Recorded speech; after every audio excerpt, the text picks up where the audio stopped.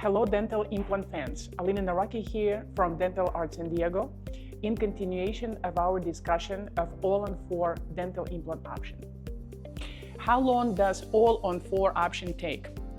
It takes a couple of days. The first day is a data collection stage when we take multiple records and digitally submit it to the lab so that at the time of the surgery, the patient can have something, at least something temporary in their mouth. So the second day would be the day of the surgery. The surgery usually lasts for about 4 hours, sometimes less, 3 hours, sometimes very short, 1.5 hours, sometimes longer, 6 hours per arch. And what does it depend on? It depends on the patient's comfort and the speed of the anesthetic working on the certain patient.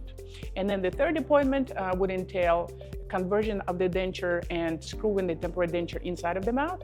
And that would be pretty much all the procedures in the first stage of the treatment. The second stage of the treatment would commence in about 4 months after the complete healing, or it can be even longer, a year, 2 years, 3 years. And at that point, the patient would receive the permanent zirconia arch screwed into the implant that were placed 4 months prior.